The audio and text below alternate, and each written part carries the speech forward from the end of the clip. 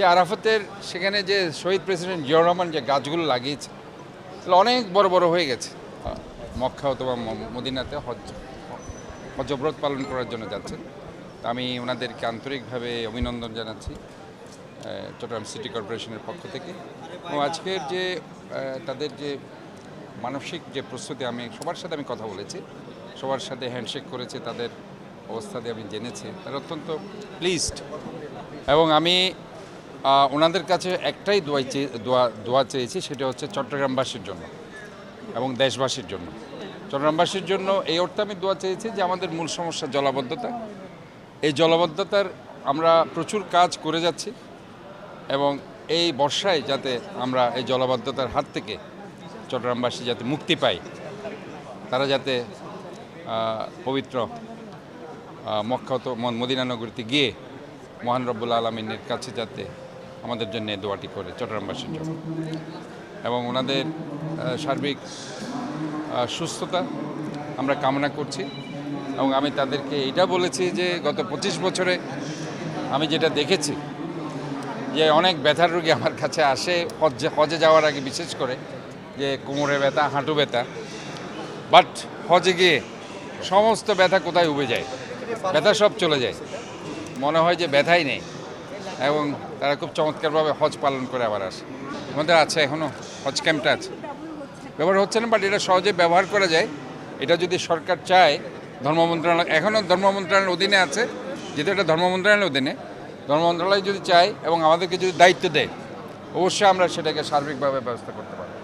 এবং আমি মনে করি এটা অনেক বড় একটা জায়গা এবং সেখানে এক সময় সেখানে হজ যাত্রীরা যেত, সেখানে সব কিছু সেখানে হতো।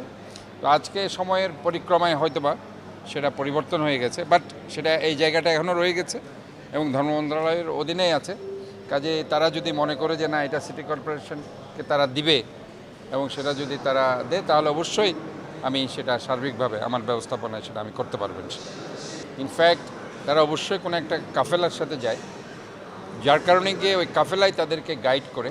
তারপরেও সেখানে যদি কোনো কারণে যদি মিসিং হয়ে যায়, সেখানে কিন্তু অনেক ধরনের সেখানে সাহায্যকারী রাবিয়ান অনেক লোক সেখানে থাকে, অনেক বাংলাদেশের লোকও সেখানে এখন আছে।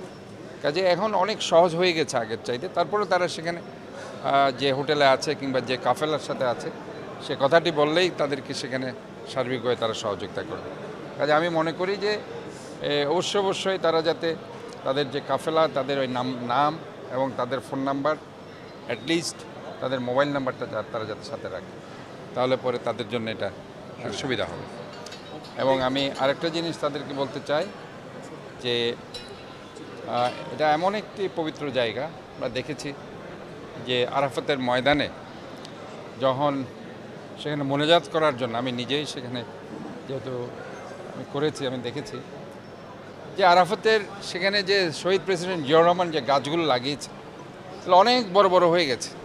রোদের মধ্যে, তীব্র রোদের মধ্যে যখন নিম গাছের নিচে মানুষ দোয়া করে, একটা বিশাল ব্যাপার। এটা না দেখলে বোঝা যায় না, মানে এত গরমের মধ্যে যখন নিম গাছের নিচে মানুষ যখন এই যে মোনাজাত ধরে আরাফাতের ময়দানে, এটা এই দৃশ্যটা কিন্তু তখনই কিন্তু আমাদের মনে হচ্ছে যে হজযাত্রীদের মধ্যে ওই ভাবনাটা চলে আসে যে এই নিম গাছটা এখানে আমাদের শহীদ প্রেসিডেন্ট জিয়াউর রহমানের মাধ্যমে এটা দেওয়া হয়েছে, মহান রব্বুল আলামিন ওনাকে যাতে জান্নাতবাসী করুক, এইটাই হয়তোবা তাদের ওই সময়।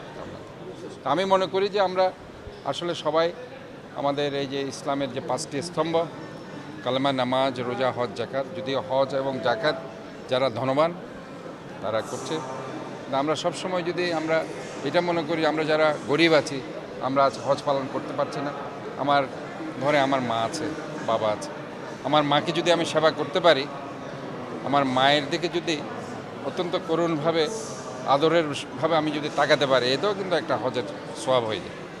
কাজে আমরা যদি এটা আমরা মেনটেন করতে পারি, সেটা একটা বিশাল ব্যাপার।